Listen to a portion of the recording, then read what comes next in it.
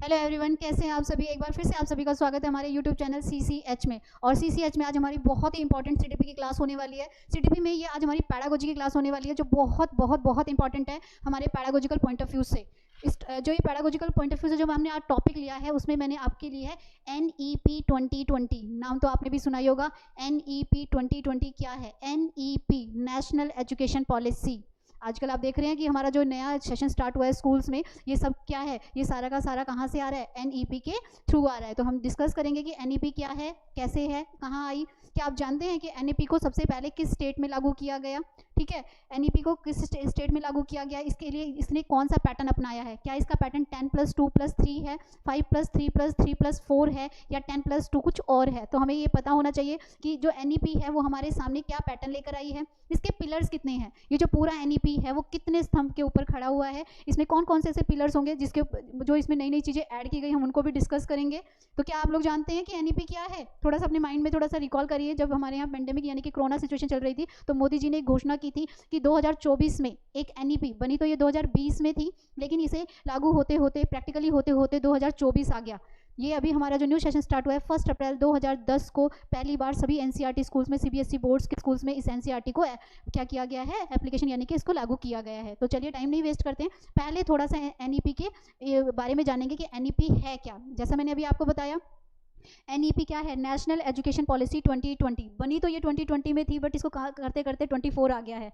India में कोई भी काम बहुत जल्दी से नहीं होता है, उसको बहुत ही टाइम लगता है, तरीके से करने में टाइम लगता है। तो लेकिन उससे पहले भी हमारे इंडिया में एक ऐसी स्टेट थी जहाँ पर बाल वाटिका वर्ड यूज़ किया गया, आंगनबाड़ीज वर्ड यूज़ किया गया। अब ये बाल वाटिका कौन सी स्टेट में लागू की गई, हम उसे भी डिस्कस करेंगे। तो सबसे पहले जो मैंने लिया है, मैंने हमारे पेपर के पर्पज से लिया है। सबसे पहले हम बात करेंगे पैटर्न की।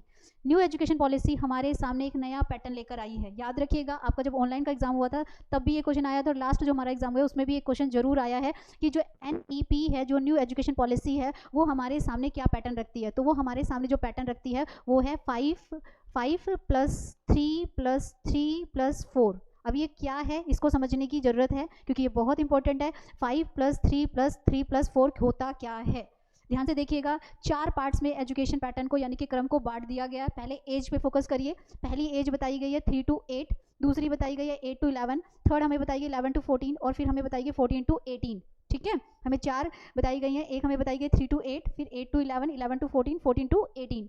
इसमें क्या क्या है, इनके नाम क्या क्या हैं। आपसे एग्जाम में पूछे कि फंडामेंटल स्टेट की एज क्या है, या 3 to 8 जो 3 से 8 साल का बच्चा है उसकी शिक्षा को हम क्या बोलेंगे, उसे हम हिंदी में बुनियादी शिक्षा, ठीक है, याद रखिएगा, और इंग्लिश में हम उसे फंडामेंटल स्टेज का नाम दे सकते हैं। यानी कि 3 से 8 साल के बच्चे की पहले बुनियाद पक्की की जाएगी। बुनियाद मतलब फंडामेंटल, जो उसे बेसिक जो उसका कंसेप्ट है वो क्लियर किया जाएगा। देन उसके बाद 8 से 11 साल का बच्चा जो है आगे की स्टेजेस के लिए प्रिपेयर होगा। एंड देन 11 से 14 साल का बच्चा मिडिल में होगा। मिडिल मतलब जो हमारा 6, 7, 8 का जो लेवल होता है मिडिल में आएगा। और 14 से 18 साल तक पूरी करते करते क्या किया जाएगा, बच्चा पूरी तरह से क्या होगा, सेकेंडरी स्टेज यानी कि आफ्टर 12th उसकी हो चुकी होगी। ध्यान से देखिए, पहले भी हमारे यहाँ एजुकेशन तो पहले भी मिलती थी, बट क्या होता था, कभी जैसे ही बच्चा 12th कर रहा है उसके पास ना कोई ऑप्शन नहीं होता था, उसके पास कोई जॉब नहीं होती थी। बट अब जब से ये पैटर्न आया है, इसका रिजल्ट हमें अभी रिसेंटली तो नहीं दिखेगा, लेकिन आगे आने वाले सालों में ज़रूर दिखेगा। क्योंकि जब से ये पैटर्न आया है ना, तो शिक्षा को जो हमारा स्ट्रक्चर है उसका पूरा पैटर्न ही बदल दिया गया है। अब 12th करते करते बच्चे के पास इतनी स्किल्स होंगी कि वो चाहे तो आगे की पढ़ाई अपनी ओपन लर्निंग से कर कर एक वोकेशनल एजुकेशन, एक स्किल्स के साथ, एक टैलेंट के साथ वो स्कूल से निकलेगा। तो उसके लिए कौन सा पैटर्न अपनाया गया है? 5+3+3+4 का, याद रखिएगा। एंड देन साथ में आपको चारों के बारे में, ये जो 5 साल का बताया गया है ये 3 to 8 वाला है। जो 3 साल का बताया गया है वो 8 से 11 साल का है। और 3 से जो तीसरा जो पैटर्न है वो हमारा 11 से 14 ईयर्स यानी कि 11 to 14 ईयर्स का है। और फोर्थ जो है वो हमारा 14 से लेकर 18 तक का है। तो ये तो बात की पैटर्न की, बहुत ही इंपॉर्टेंट है। फिर से बोल रही हूँ, पैटर्न को याद रखिएगा। 4 ऑप्शंस दिए गए हैं, एक ऑप्शन में आपको जरूर 5+3+3+4 दिखेगा। चलिए नेक्स्ट देखते हैं। नेक्स्ट क्वेश्चन हम ये देखेंगे कि पढ़ाई तो पहले भी हो रही थी, पॉलिसीज तो पहले भी आई थी। 1986 की पॉलिसी आई, फिर 1991 में आई, 1993 में आई, NCF 2000 का आया, NCF 2005 का आया, 2000 हमारे 22-20 में भी हमारा एक NCF आ चुका है। लेकिन फिर भी हमने 2022 में एक नेशनल एजुकेशन पॉलिसी क्यों बनाई? याद रखिएगा, एक नेशनल एजुकेशन पॉलिसी बनाने के पीछे हमारा एक पर्पस ये था कि पूरी जो इंडिया की एजुकेशन है उसे यूनिवर्सल कर दिया जाए। Most important word universal education. Universal education का मतलब होता है पूरे भारत में एक जैसी शिक्षा का स्तर होगा। तो उसके लिए तो मुझे पूरे भारत में एक ही क्या करना पड़ेगा, एक ही पॉलिसी को अपनाना पड़ेगा। तो हमने इसके लिए क्या किया, हम NEP 2020 को लेकर आए। अब इसका मेन ऑब्जेक्टिव बोलूँ या मैं इसका एम बोलूँ कि क्यों हमारा जो ये बोर्ड है, जो एजुकेशन डिपार्टमेंट है, या ये क्यों लेकर आया एनईपी को, तो याद रखिएगा इसमें हमें 3 वर्ड्स को बहुत ही ध्यान से रखना है। 3 वर्ड कौन कौन से हैं, ध्यान से देखिए। ये क्या करता है, ये तीनों ही हमारे 3 तरह के क्वेश्चंस बन जाएंगे एनईपी से, अगर आपसे पूछा जाए एनईपी किस तरह के एम को लेकर आई है। ठीक है, 3 वर्ड कौन कौन से हैं, देखिए जरा।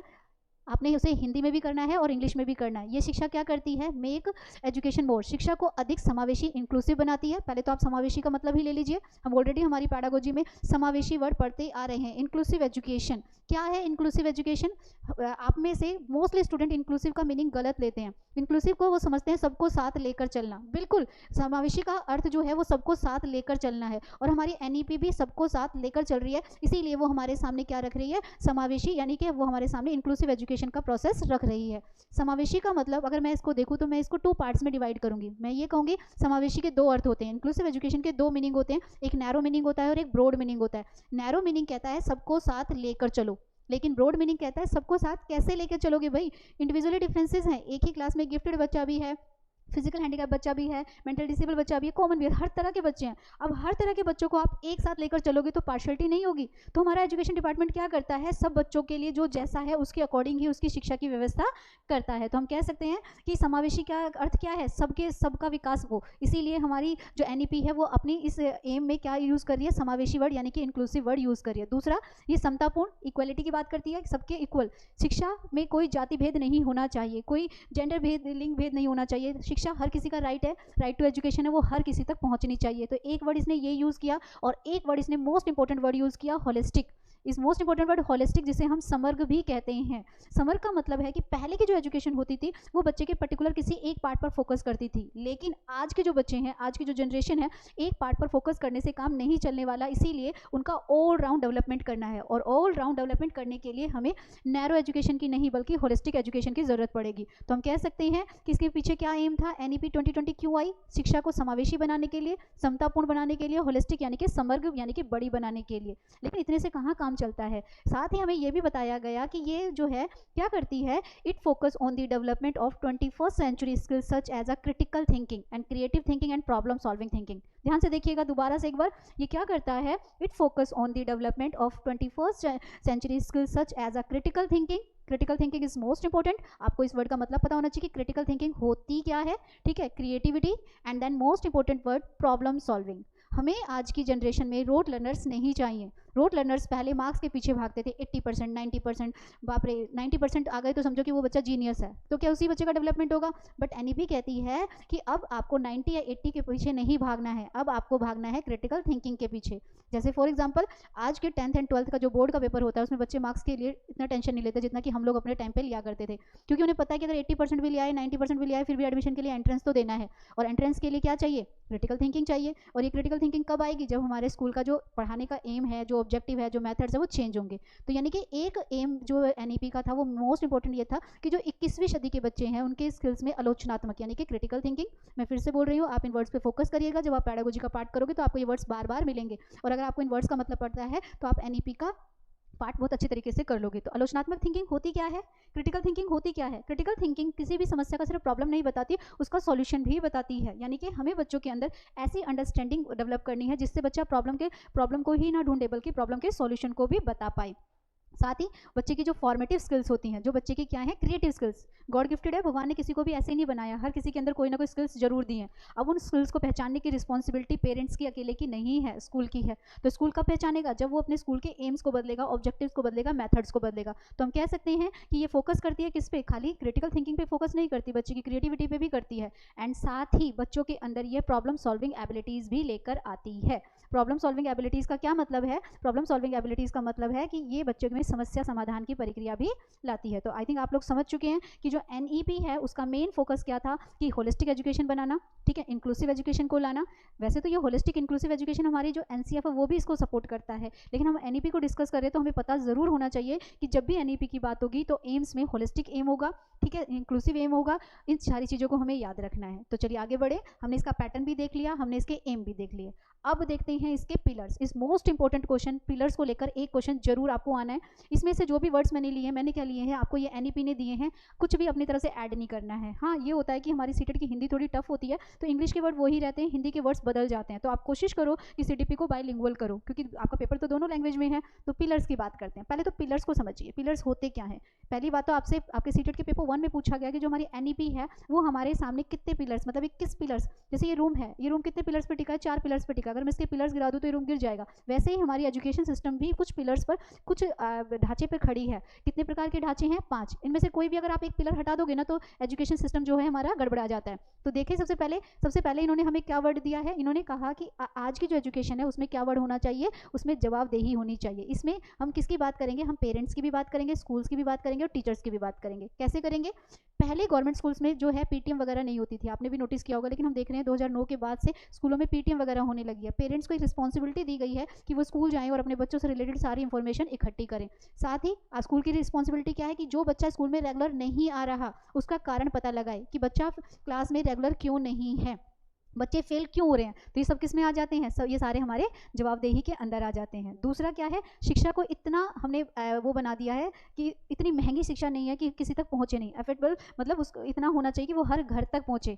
आपने देखा होगा कि गवर्नमेंट स्कूल्स में बच्चों को स्कॉलरशिप मिलती है, ठीक है, बच्चों को जो है किताबें वगैरह स्कॉलरशिप दिया जाता है। क्यों दिया जाता है? क्योंकि मोस्टली जो बच्चे हैं जो मिडिल क्लास फैमिली से या बहुत ही पुअर फैमिली से आ रहे हैं, उनके पास उनकी प्रति व्यक्ति आय इतनी कम होती है उनके पेरेंट्स की कि वो अपने बच्चों को स्कूल्स में नहीं पढ़ा सकते। तो ऐसे में जो हमारी एजुकेशन सिस्टम है, उन्होंने उन बच्चों के लिए 6 to 14 ईयर्स तक के बच्चों के लिए फ्री एंड कंपलसरी एजुकेशन दी है। ये तो मैंने आप लोगों को पहले भी बताया है। हमारा एक एक्ट है RTE एक्ट 2009, जो कि हमारे फंडामेंटल राइट से जुड़ा है। ये क्या करता है? 6 to 14 ईयर्स तक के बच्चों को फ्री एंड कंपलसरी एजुकेशन देता है, ठीक है, याद रखिएगा। ये इसी के अंदर ही आ रहा है, यानी कि पिलर्स के अंदर भी आ रहा है। तीसरा क्या कहता है? तीसरा हमारा पिलर कहता है कि शिक्षा ऐसी होनी चाहिए जो हर बच्चे तक पहुंचे। आजकल तो ऑनलाइन ऑफलाइन काफ़ी ऐसा प्लेटफॉर्म हो गया है जिससे कि क्या है, बच्चे पे घर बैठे उसके पास क्या पहुंच रही है?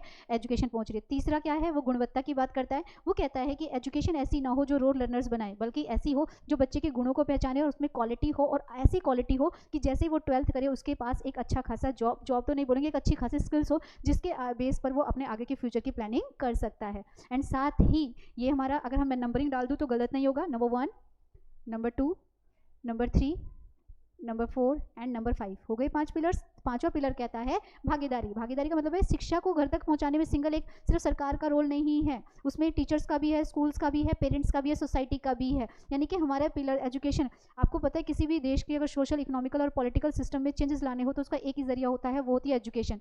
अगर एजुकेशन हर घर तक पहुंचे, हर किसी तक पहुंचे, तो क्या होगी, क्या हो जाएगी, वो सबके पास पहुंचेगी। तो इसमें हमें कंट्रीब्यूशन होना चाहिए, किसी एक का नहीं, इसमें स्टेट गवर्नमेंट्स का भी है, सेंट्रल गवर्नमेंट्स का भी है। तो हमने ये क्या किए, यहाँ पर हमने इसके 5 पिलर्स को डिस्कस किया। चलिए नेक्स्ट देखते हैं। बात करें आपके सीटेट का जो पेपर हुआ अभी कुछ टाइम पहले, तो उसमें क्वेश्चन आया था कि एनईपी को लाने वाले फाउंडर, यानी कि उसको बनाने वाले कौन है। तो याद रखिएगा, एनईपी को बनाने में किसका हाथ है? डॉक्टर के कस्तूरी रंगन का हाथ है। बहुत इंपॉर्टेंट है, हमें पता होना चाहिए। जैसे एनसीएफ के लिए, एनसीएफ को हम किसका नाम लेते हैं? डॉक्टर यशपाल का नाम लेते हैं। वैसे ही एनईपी 2020 में किसका नाम आएगा? 2020 को बनाने में नाम आएगा डॉक्टर के कस्तूरी रंगन का आएगा। चलिए अब बात करें इसके बैकग्राउंड की।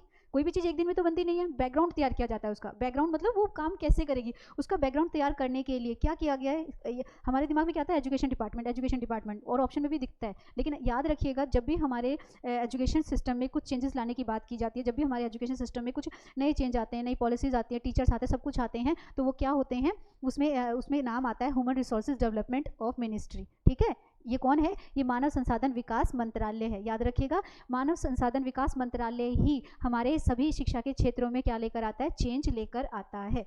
ठीक है, मानव संसाधन विकास मंत्रालय ने ही एनईपी का बैकग्राउंड प्रिपेयर किया है। अगर आपको क्वेश्चन आए तो उसमें एजुकेशन डिपार्टमेंट का नाम मत डाल देना, गलत हो जाएगा। उसमें नाम किसका रहेगा? उसमें नाम रहेगा क्या रहेगा? मानव संसाधन विकास मंत्रालय या human resources development of ministry. चलिए अब बात करें, अभी मैंने स्टार्टिंग में आपको बताया कि एनईपी को अभी हमारे रिसेंटली 1 अप्रैल 2024 में ही हमारे सभी स्कूल्स में लागू किया गया। 4 साल लग गए इसको, लेकिन उससे पहले भी एक स्टेट थी जहाँ पर इसे जो एनईपी के थ्रू क्या किया गया, एक बाल वाटिका, इस most important word last to last paper में था कि पहली एनईपी के थ्रू जो बाल वाटिका बनी वो किस स्टेट में बनी? वो बनी थी उत्तराखंड में। और कब बनी थी? 12 जुलाई 2022 को। ये याद रखिएगा, ये फर्स्ट प्लेस बना जहां पर एनईपी को पहली बार अप्लाई किया गया। उसमें पूरे भारत में तो अभी धीरे धीरे हो ही रही है, और न्यू दिल्ली में हमारे ये 1 अप्रैल 2024 को लागू हो चुकी है। यानी कि जो इस सेशन में बच्चे पढ़ रहे हैं वो हर बच्चा एनईपी के थ्रू पढ़ रहा है। चलिए, अब हमने एनईपी के बारे में बहुत कुछ जान लिया, पैटर्न जान लिया, एम जान लिया, बहुत कुछ जो हमें जानना चाहिए था वो सब हम जान चुके हैं। ठीक है, अब हम क्या करते हैं, हम इसकी प्रैक्टिस करते हैं कि एनईपी से रिलेटेड हमारे क्वेश्चंस कैसे कैसे आते हैं। तो आपके सामने कुछ क्वेश्चंस हैं, साथ साथ प्रैक्टिस करिएगा। और जो मैंने आपको अभी थोड़ी देर पहले जो इन्फॉर्मेशन दी उसके नोट्स जरूर बनाइएगा, क्योंकि नोट्स बनाने से, वीडियो देखने से तो नॉलेज बढ़ रही है, लेकिन अगर आप उस नॉलेज को प्रैक्टिकली अपने नोट्स में बना लेंगे तो वो परमानेंट हो जाएगी और एग्जाम में आप लोगों को काफ़ी हेल्प करेगी। तो आपके सामने क्वेश्चन नंबर 1 है। देखिए क्वेश्चन नंबर 1 क्या कहता है, राष्ट्रीय शिक्षा नीति 2020 जैसी शिक्षा नीति समकालीन नीति बच्चों में कौन सा कौशल विकसित करने के लिए प्रस्ताव रखती है। कहने का मतलब है कि जो एनईपी 2020 है वो अपनी ऐसी ही कंटेम्प्रेरी यानी कि मिलती जुलती जो पॉलिसीज बनी थी उनके अनुसार बच्चों में कौन से स्किल्स को डेवलप करना चाहती है। याद रखिएगा, कुछ नहीं करना है, ना तो ये रटने पर रोट लर्निंग पर बल देती है, क्योंकि ये रोट लर्नर नहीं चाहती, ये बच्चों को क्या करना चाहती है, स्किल्स, ये उनको क्रिएटिव थिंकर, डाइवर्जेंट थिंकर बनाना चाहती है। ना ही बच्चों को पैसिव बनाना चाहती है, पैसिव मतलब सिर्फ सुनते रहें वैसा लर्नर नहीं बनाना चाहती है, और प्रतिस्पर्धी तो बिल्कुल नहीं बनाना चाहती है। ये बच्चों के अंदर जो लाना चाहती है, अभी मैंने आपको पढ़ाया था, वहाँ पर मैंने आपको बताया था क्रिटिकल थिंकिंग। क्रिटिकल थिंकिंग को ही हम हिंदी में कहते हैं आलोचनात्मक सोच।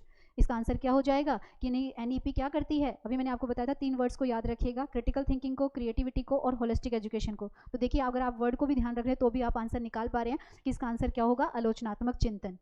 चलिए नेक्स्ट क्वेश्चन कहता है, राष्ट्रीय शिक्षा नीति 2020 अधिगम में कौन से तरीकों पर बल देती है। यानी कि अधिगम मतलब लर्निंग, ठीक है, ये क्या करती है, नेशनल एजुकेशन पॉलिसी जो है वो लर्निंग के लिए कौन कौन से तरीके यानी कि मेथड्स, कौन कौन से तरीके मेथड्स अपनाती है। इसको आप नोट्स में भी बनाएंगे, ध्यान से लिखेंगे। एक तो ये अनुभवात्मक यानी कि एक्सपेरिमेंट करके दिखाना चाहती है, डिजिटल पर भी देती है, साइंटिफिक पर भी देती है और लर्निंग बाय डूइंग पर भी देती है। ये क्या कहती है कि जो बच्चे स्कूल में हैं वो कैसे सीखते हैं, एक्सपेरिमेंटल मतलब कोई भी चीज़ को प्रूव करके देखते हैं, डिजिटल आजकल आप देख रहे हो स्मार्ट बोर्ड, स्मार्ट क्लासेस, ये होती है साइंटिफिक तरीके, लैब, मैथ्स लैब जैसे छोटे बच्चों के लिए भी स्कूलों में हो गई है, एंड लर्निंग बाय डूइंग तो है, यानी कि चारों को ही सपोर्ट करती है। तो हमारा आंसर क्या हो जाएगा, इसका आंसर हो जाएगा डी, क्योंकि एनईपी कहती है हमें रोट लर्नर नहीं बनाना, हमें सिर्फ किताबी ज्ञान नहीं देना है, हमें बच्चों को क्या बनाना है, क्रिटिकल थिंकर्स बनाना है, डाइवर्जेंट थिंकर्स बनाना है। चलिए क्वेश्चन नंबर जो है नेक्स्ट कहता है, राष्ट्रीय शिक्षा नीति किस प्रकार के शिक्षा शास्त्रों को का प्रस्ताव रखती है। पेडागोजिकल पॉइंट ऑफ व्यू से पूछ रहा है कि वो जो है क्या करना चाहती है, किसको रिकमेंड कर रही है, क्या एग्जाम सेंटर को कर रही है, नो, टीचर सेंटर को कर रही है, नो, ये तो बिल्कुल नहीं है, ये हमारा पुराना पैटर्न था, पहला पुराना पैटर्न में टीचर सेंटर करिकुलम हुआ करता था। ठीक है, इंक्लूसिव सेंटर यानी कि बहिष्कार करती है, ये तो बिल्कुल ही अपोजिट हो गया, बाहर निकलने वाले। यहाँ पर लर्नर सेंटर, अगर यहाँ पर चाइल्ड सेंटर वर्ड भी लिखा होता तो भी सही होता। तो हम कह सकते हैं अधिगम करता कौन है, चाइल्ड है, बच्चा है, यानी कि ये मेरी अप्रोच क्या होगी, चाइल्ड सेंटर। अधिगम करता, अधिगम को करने वाला कौन है, लर्नर है, तो हमारी इसे मैं चाइल्ड सेंटर बोलूँ, लर्नर सेंटर बोलूँ, या मैं इसके लिए ये जो है अधिगम करता बोलूँ, सब वर्ड एक जैसे ही हैं। चलिए नेक्स्ट क्वेश्चन लेते हैं, राष्ट्रीय शिक्षा नीति 2020 के अनुसार आकलन के उद्देश्य क्या है। The purpose of assessment according to national education policy 2020 are. हमें ये देखना है जो हम आकलन करते हैं, आकलन का मतलब तो हमने लास्ट क्लास ही ली थी, उसमें मैंने बहुत ही अच्छे तरीके से आपको इवैल्यूएशन और असेसमेंट बताया था।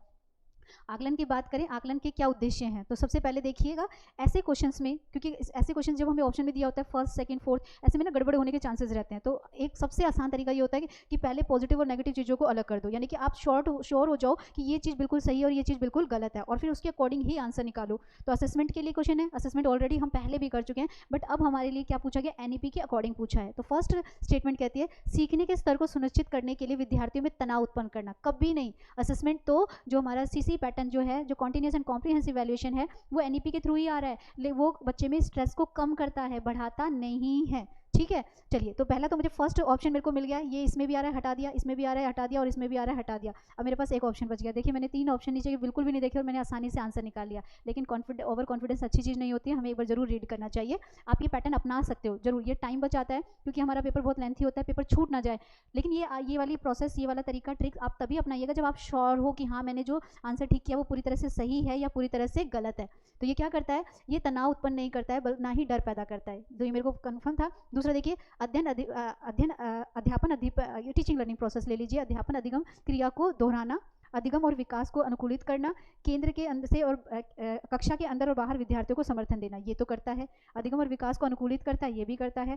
ठीक है, अधिगम प्रक्रियाओं को दोहराना भी ये करेगा ही। तो हम क्या करेंगे अभी फिलहाल के लिए, तो हम जो हमारे पास ऑप्शंस हैं, तनाव कम नहीं वो करता है। तो देखिए जरा, कक्षा के अंदर ये ठीक था, 3 में ऑप्शन आ गया है मेरा, 3 में तो मेरे पास एक आंसर निकल गया, हम उसी तरीके से निकाल लेते हैं। तो हमारा आंसर जो इसका हो जाएगा वो डी हो जाएगा। ठीक है, चलिए नेक्स्ट क्वेश्चन देखें। नेक्स्ट क्वेश्चन क्या कहता है, राष्ट्रीय शिक्षा नीति 2020 के अनुसार शिक्षक को शिक्षण अधिगम प्रक्रिया के दौरान प्राइमरी में अगर बच्चों से कम्युनिकेट करना हो, बच्चों के साथ संप्रेषण करना हो तो क्या अपनाना चाहिए? कुछ नहीं, हमें पता है हमारा 3 लैंग्वेज फॉर्मूला, हमारा एनसीएफ, हमारे सब हमें 3 बहु मल्टीपल लैंग्वेज की बात करते हैं और मल्टीपल लैंग्वेज में हमारी फर्स्ट लैंग्वेज प्राइमरी लेवल पर मदर टंग होती है। तो टाइम क्यों वेस्ट करें? हमें ऑप्शन दिया गया है कि बच्चों को उनकी मातृभाषा में सिखाना, यानी कि mother tongue of the children. बच्चों को लैंग्वेज जो सिखाई जाए, जो भी कुछ वो बोलेगा वो किस भाषा में बोलेगा? अपनी मदर टंग में वो बोलेगा। चलिए नेक्स्ट देखें।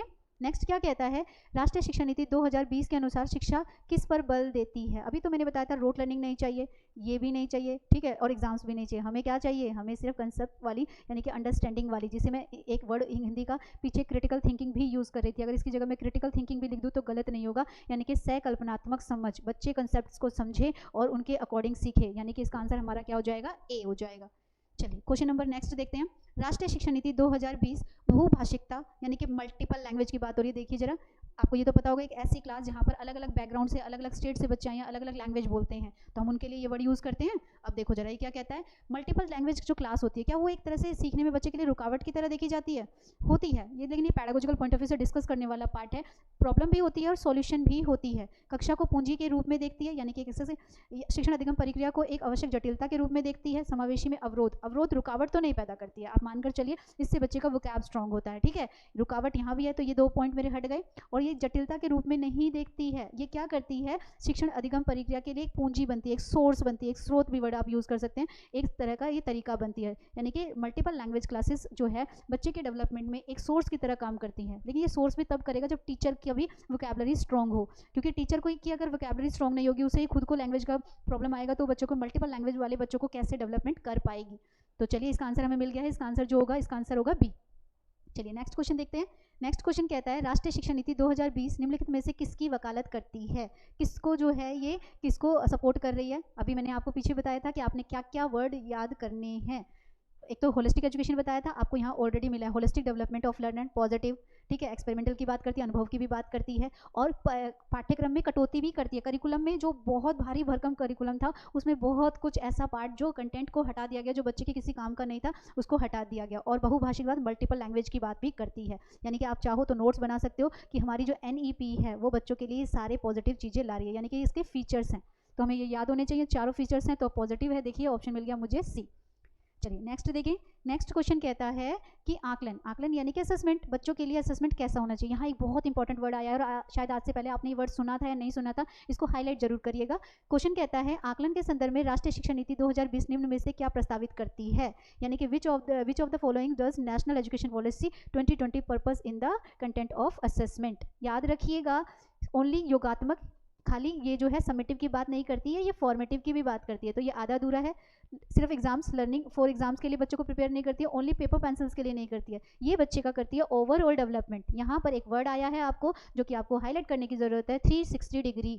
ये 360 डिग्री जो है वो ऑल ओवर डेवलपमेंट की बात करता है कि स्कूल में आने वाला, आपको पता है डी जो बनता है हमारा 180 पे बनता है। सिर्फ आधा विकास करोगे क्या बच्चों का? नहीं, हमें बच्चों का क्या करना है? पूरा विकास करना है। 180 होता है, इंटू कर दोगे तो ये हो गया 360, यानी कि 360 जो ये वर्ड आया हुआ है ये कहता है 360 डिग्री बहुआयामी प्रगति उन्नति। इंग्लिश में देखिए क्या कहता है, 360 डिग्री जो है अलग अलग। 360 का मतलब तो आप अच्छी तरह से समझ चुके हो, मल्टीपल। मल्टीपल का मतलब होता है एक तरह का विकास नहीं करना है, ब्लूम्स के अकॉर्डिंग बच्चे का आपको कॉग्निटिव भी करना है, इफेक्टिव भी करना है, एंड साइकोमोटर पार्ट भी डेवलप करना है। जब एक बच्चे का कॉग्निटिव, इफेक्टिव एंड साइकोमोटर यानी कि संज्ञानात्मक, क्रियात्मक और भावनात्मक विकास हो जाता है तो उस डेवलपमेंट को हम कहते हैं ओवरऑल डेवलपमेंट या holistic development. It means 360 degree is most important word, 360 degree marksheet. यानी कि ये कैसी मार्कशीट तैयार कर रहा है? जिसमें बच्चे का ओवरऑल डेवलपमेंट है। तो हमारा करेक्ट आंसर क्या हो जाएगा? थर्ड। चलिए नेक्स्ट देखिए। नेक्स्ट क्वेश्चन कहता है दिव्यांग, दिव्यांग कौन है भाई? देखो जल्दी से, इनके लिए नो और नोट में पूछ रहा है, which of the following notes promote by the national education policy 2020, ठीक है। डिसेबिलिटीज़ की बात कर रहा है। दिव्यांग कौन है? डिसेबिलिटीज़। एक क्लास में भी आप लोगों की डिसेबिलिटीज़ की लूँगी, जिसमें हम मल्टीपल डिसेबिलिटीज़ की बात करेंगे कि अगर एक बच्चे में रीडिंग डिसऑर्डर है तो उसे क्या कहते हैं, राइटिंग डिसऑर्डर है तो उसे क्या होते हैं। ये हमारी NEP, मैंने आपसे कहा था इंक्लूसिव वर्ड यूज़ करिए, इंक्लूसिव वर्ड यूज़ करिए, समावेशी यूज़ कर रही है। यानी कि ये सिर्फ एक नॉर्मल जो बच्चा गिफ्टेड है उसी का डेवलपमेंट नहीं कर रही है, जो नॉर्मल से कम है या स्पेशल चाइल्ड है उसका भी डेवलपमेंट कर रही है। यानी कि ये जो डिसेबल बच्चे हैं उनका भी क्या करती है, डेवलपमेंट करती है। लेकिन इन्होंने हमसे ये क्या पूछा है कि राष्ट्रीय शिक्षा नीति द्वारा बढ़ावा नहीं दिया जाता। देखिए क्या नहीं दिया जाता, ये क्या कहता है, उपयुक्त इमारती ढांचा, मतलब बच्चों को क्या करना है, हमें इमारत की तरह, ढांचे की तरह नहीं देना है, ठीक है। प्रत्येक विद्यार्थी के लिए एक शिक्षा और एक निजी शिक्षक, ये करती है। अनिवार्य विशेष शिक्षा, ये भी करती है। उपयुक्त तकनीकी, ये भी करती है। क्वेश्चन को ध्यान से दोबारा समझ लीजिए। दिव्यांग छात्रों की शिक्षा के संदर्भ में निम्न में से किस प्रावधान को राष्ट्रीय शिक्षा नीति द्वारा बढ़ावा नहीं दिया जाता?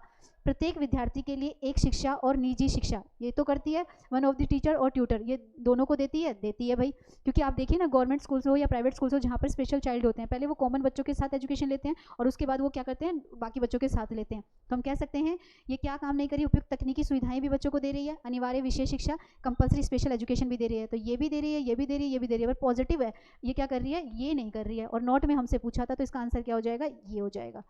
ठीक है, चलिए आगे बढ़ते हैं। क्वेश्चन नंबर नेक्स्ट कहता है, विद्यार्थियों के आकलन के लिए राष्ट्रीय शिक्षा नीति द्वारा निम्न में से कौन सा उपकरण यानी कि टूल, फिर से मैं बता रही हूँ बार बार, टूल्स बोलिए, मेथड्स बोलिए, तरीके बोलिए, कुछ भी बोलिए, इसमें क्या होता है, रोल प्ले को लेती है, बिल्कुल लेती है, ग्रुप एक्टिविटीज़ को लेती है, पोर्टफोलियो को लेती है, प्रोजेक्ट्स को भी लेती है, यानी कि चारों तरह के। और मैंने आपको जब सीसी पैटर्न कराया था तब भी मैंने बताया था कि सीसी पैटर्न का एक फॉर्मेट क्या है, use a variety of tools. Use a variety of tools कहते हैं कि बच्चों को चेक करने के लिए एक तरीका ना अपनाकर अलग अलग तरीके अपनाए जाए, रोल प्ले कराया जाए, ग्रुप वर्क कराया जाए, पोर्टफोलियो कराया जाए और प्रोजेक्ट कराया जाए। तो हम कह सकते हैं कि ये चारों को ले रही है, तो हमारा करेक्ट आंसर क्या हो जाएगा, डी। चलिए नेक्स्ट क्वेश्चन देखते हैं। नेक्स्ट क्वेश्चन क्या कहता है, नेक्स्ट क्वेश्चन कह रहा है, राष्ट्रीय शिक्षा नीति बच्चों के मूल्यांकन के लिए डैश और डैश को समावेश प्रस्तावित करती है। समावेश मतलब इंक्लूड करती है। देखिए इंक्लूजन वर्ड आया है, नेशनल एजुकेशन पॉलिसी क्या कर रही है, दो चीज़ें ले रही है। क्या क्या ले रही है, एक पहले तो मैं आप लोगों को ऐसे क्वेश्चन सॉल्व करने बताऊं जहां पर भी ये स्टैंडर्डाइज यानी कि मानकीकृत वर्ड लिखा हो उसको हटा दिया करो, आधा काम तो आपका वैसे ही हो जाएगा। ठीक है, अब मेरे पास क्या बच गया है, अब फिर से मेरे पास यहाँ पर एक मानकीकृत वर्ड यानी कि स्टैंडर्ड टेस्ट आया। कोई भी पॉलिसी क्यों ना हो, चाहे एनसीएफ लगा लीजिए, एनईपी लगा लीजिए, कोई भी जो पॉलिसी या जो करिकुलम है या फ्रेमवर्क है वो स्टैंडर्डाइज टेस्ट की बात नहीं करता, क्योंकि स्टैंडर्डाइज टेस्ट जो होते हैं वो मार्क्स की तरफ भागते हैं, वो कंपेयर करते हैं, वो बच्चों की तुलना करते हैं। तो हमें इस बात का ध्यान रखना है कि हमें ये काम नहीं करना। ये क्या करती है, ये मोस्ट इंपॉर्टेंट एक तो ग्रुप वर्क पे देती है और सेल्फ असेसमेंट पर ज़्यादा वर्क देती है। ये बहुत इंपॉर्टेंट पॉइंट है, याद करके रखिएगा कि जो हमारी न्यू एजुकेशन पॉलिसी है वो क्या कर रही है, नेशनल एजुकेशन पॉलिसी 2020 क्या करती है, इंक्लूजन करती है डैश एंड डैश का, किसका, group work and self assessment का। तो इसका आंसर हमारा हो गया फर्स्ट। राष्ट्रीय शिक्षा नीति के अनुसार शिक्षा को क्या होना चाहिए, फिर से हमारे पास क्या है, अभी एक पॉजिटिव वर्ड तो मैं आप लोगों को सिखा कर आ रही हूँ कि अधिगमकर्ताओं में समालोचनात्मक यानी कि क्रिटिकल थिंकिंग तो होनी ही चाहिए, यानी कि थर्ड तो मेरा पूरी तरह से सही है। दूसरा, समस्या समाधान, ये भी मैंने अभी वर्ड बताया था कि एनईपी बच्चों को प्रॉब्लम सॉल्विंग थिंकर्स बनाना चाहती है, तो मेरा ये भी पॉजिटिव हो गया। अन्वेषण यानी कि ऑब्जर्वेशन करने वाला, खोजबीन करने वाला बनाना चाहती है, ये भी मेरा आंसर हो गया। केवल पूर्व निर्धारित विषय वस्तु पर केंद्रित होना, पूर्व निर्धारित विषय मतलब जो पहले से डिसाइड है उनके अकॉर्डिंग आंसर करना। तो देखिए पहले जरा, क्या आपके पास सेकंड, थर्ड और फोर्थ का ऑप्शन है, बिल्कुल है, फर्स्ट में आ जाएगा। पूर्व निर्धारित नहीं होता है, पहले से कोई भी निर्धारित चीज के अकॉर्डिंग पूर्व निर्धारित विषय वस्तु पर केंद्रित होना, यानी कि फोकस ओनली डिमांड कंटेंट, यानी कि क्या होता है, केवल पूर्व निर्धारित विषय वस्तु पर केंद्रित होना। आई थिंक ये भी हमारा है, क्योंकि हमारी एनईपी क्या करती है, पहले से कुछ ऑब्जेक्टिव्स उसने डिसाइड कर रखे हैं। अभी हमने देखा था ना, एम है, तो उसके अकॉर्डिंग अगर हम, क्योंकि हम अपना पर्सनल नहीं कर रहे, अपना पर्सनल करें तो आई थिंक मैं फर्स्ट को हटाऊंगी, लेकिन यहाँ पर्टिकुलर एनईपी का नाम आया है तो मैं कह सकती हूँ कि ये क्या करती है, फर्स्ट नहीं, हमारा फोर्थ आंसर होगा कि चारों है। पूर्व निर्धारित विषय वस्तु पर भी केंद्रित करती है, यानी कि पहले से जो कंटेंट दिए गए हैं उनको भी ये ले रही है, जैसे कि हमने ईवीएस में देखा था, ईवीएस में हमारी थीम्स को पेडागोजी में भी यूज़ किया गया है। समस्या समाधान भी लेती है, अधिगमकर्ता का आलोचनात्मक भी लेती है, अन्वेषण भी लेती है। तो करेक्ट आंसर हमारा जो हो गया, ये हो गया हमारा फोर्थ। चलिए नेक्स्ट क्वेश्चन कहता है, राष्ट्रीय शिक्षा नीति 2020 क्या प्रस्तावित करती है, विद्यालय की पाठ्यचर्या की विषय वस्तु में कटौती की जाए, बिल्कुल पॉजिटिव है, वो कटौती करती है, बढ़ाती नहीं है। विद्यालय की पाठ्यचर्या में लचीलापन वृद्धि करी जाए, ये भी करती है। अधिगम रटंत अधिगम यानी कि रोड लर्निंग को ये नहीं बढ़ाती, यह हटा दीजिए। ठीक है, चौथा कहता है विवेचनात्मक चिंतन यानी कि क्रिटिकल थिंकिंग, तो ये करती है। फर्स्ट पॉजिटिव, सेकंड पॉजिटिव और फोर्थ पॉजिटिव। अब आंसर में देखिए, क्या आपको ये कहीं दिख रहे हैं, फर्स्ट, सेकंड एंड फोर्थ, तो हमारा करेक्ट आंसर हो जाएगा सी। चलिए नेक्स्ट क्वेश्चन देखते हैं। नेक्स्ट क्वेश्चन क्या कहता है, राष्ट्रीय शिक्षा नीति निम्न में से किसकी वकालत नहीं करती। अब तो ये तो हमें याद हो गया होगा, संरचनात्मक समझ पर तो ये पॉजिटिव है, पाठ्यक्रम में वृद्धि और ये प्रौद्योगिकी के उपयोगों में कमी करती है। देखो जरा, ऑप्शंस के ऊपर डिपेंड करेगा, ऐसे ओवर कॉन्फिडेंस में निकालना ठीक नहीं होता है। क्वेश्चन क्या कह रहा है, राष्ट्रीय शिक्षा नीति क्या करती है, नोट में पूछ रहा है, तो नोट में क्या करता है, संरचनात्मक ये पॉजिटिव है और ये प्रौद्योगिकी का उपयोग ये भी पॉजिटिव है। तो हमारे पास योगात्मक और पाठ्यक्रम में वृद्धि नहीं करती, सेकंड और थर्ड। देखिए सेकंड और जो थर्ड का हमारा ऑप्शन है, हमारे पास किसकी वकालत नहीं करती, ऑप्शंस में गड़बड़ लग रही है भाई। संरचनात्मक समझ पर तो ये जोर देती है, वकालत में पूछा है इसने, नोट में पूछा है। योगात्मक मूल्यांकन की भी बात करती है पर ये पूरा नहीं है क्योंकि फॉर्मेटिव गिव करती है। पाठ्यक्रम में वृद्धि नहीं करती है, कटौती करती है, तो ये हमारा एक हो गया। ठीक है, वृद्धि ये गलत हो गया, एक तो थर्ड रहेगा हमारा। संरचनात्मक समझ पर सेकंड, और इसका हमारा आंसर हो जाएगा प्रौद्योगिकी में कमी नहीं करती, ये भी बढ़ाती है, तो ये भी नोट में नहीं करती। ये नोट हो गया, ये नोट हो गया।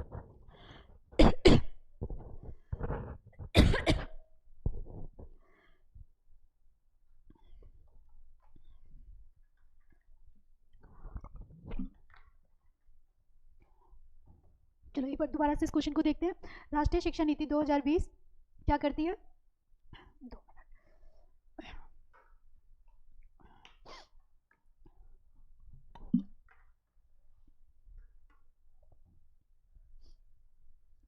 चलिए, एक तो संरचनात्मक समझ पर तो ये करेगी। हमें यहाँ पे ऑप्शन में थोड़ी सी गड़बड़ है, मैं आपको इसी के ऊपर करेक्ट आंसर बता देती हूँ, ठीक है? ऑप्शंस के अकॉर्डिंग हो जाइए।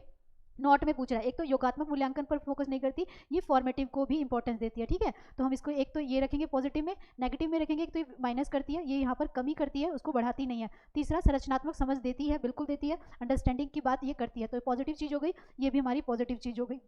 तो सेकंड ऑप्शन देखा जाए तो हमारी नोट में आती तो हमारा इसका आंसर जो होता था सेकंड और थर्ड हो जाता, बट अभी मेरे पास इसके ऑप्शंस दिख नहीं रहे हैं, तो मैं आपको वैसे ही बता देती हूँ, ठीक है? इसका आंसर यहाँ पे ऑप्शंस में यहाँ पे गड़बड़ है, लेकिन आप वैसे समझ लीजिए कि इसका आंसर क्या हो जाता, सेकंड और थर्ड हो जाता। चलिए आगे बढ़ते हैं।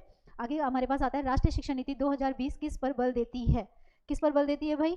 देखिए, मैंने आपको अभी एक वर्ड बताया था कि जहाँ कहीं पे भी ये मानकीकृत वर्ड आ जाए, स्टैंडर्डाइज वर्ड आ जाए, ये नेगेटिव होता है, ठीक है? स्मरण आ जाए, ये रोट लर्निंग होती है, इस पर भी हमें फोकस नहीं करना है।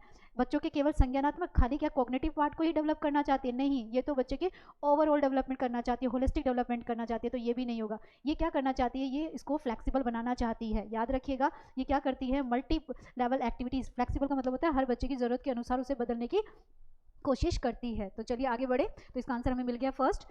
नेक्स्ट क्वेश्चन क्या कहता है? राष्ट्रीय शिक्षा नीति यह प्रस्ताव रखती है, क्या रखती है भाई? हमारे सामने 4 ऑप्शंस हैं। प्राथमिक कक्षाओं के बच्चों को उनके घर की स्थानीय भाषाओं में पढ़ाया जाए। बिल्कुल, हमारी एनईपी कहती है कि प्राइमरी लेवल पर जो 3 लैंग्वेज फॉर्मूला होता है, उसमें फर्स्ट लैंग्वेज क्या होनी चाहिए? Mother tongue. तो ये पॉजिटिव है, प्रस्ताव रखती है, ठीक है? प्राथमिक कक्षाओं के बच्चों को उनके घर की यानी कि मदर टंग की बात हो रही है, स्थानिक भाषाओं में पढ़ाया जाना चाहिए। प्राथमिक कक्षाओं में शिक्षा का माध्यम एक ही तरह की भाषा में उपयोग होना चाहिए। प्राथमिक कक्षा की शिक्षा का माध्यम एक ही तरह की भाषा नहीं, ठीक है? शिक्षा को द्विभाषा उपागम से पढ़ाया जाए, नो। मल्टीपल, दो नहीं, सेकंड 2 लैंग्वेज नहीं बल्कि मल्टीपल लैंग्वेज के अकॉर्डिंग। बहुभाषिकतावाद को बिल्कुल भी बढ़ावा नहीं देती है। तो ये 3 मेरे नेगेटिव हो गए, मुझसे पॉजिटिव चीज़ पूछी गई थी, तो मेरा आंसर हो गया फर्स्ट, प्राथमिक कक्षाओं के बच्चों को उनके घर की भाषाओं में पढ़ाया जाना चाहिए। चलिए नेक्स्ट देखते हैं। राष्ट्रीय शिक्षा नीति 2020 प्रस्तावित करती है कि शिक्षा डैश होनी चाहिए। कुछ मत करिए, देखिए, परीक्षा के लिए सीखने की ओर उन्मुख होना, गलत। पाठ्य पुस्तक और ये बिल्कुल गलत, ठीक है? अब ये कह रहा है, आप ये याद रखिएगा, जहाँ पर भी आपको ये अन्वेषण वर्ड मिल जाए और ये जो खोज मिल जाए, इसका मतलब होता है इंक्वायरी और डिस्कवरी, ये पॉजिटिव वर्ड्स होते हैं, और हमारा एनईपी क्रिटिकल थिंकिंग के लिए इस पैटर्न को अपनाता है, तो ये भी मेरा हो गया गलत, तो मेरा आंसर हो जाएगा इसका बी। चलिए, अगर आपको वीडियो अच्छी लगी तो वीडियो को लाइक करिएगा। धन्यवाद।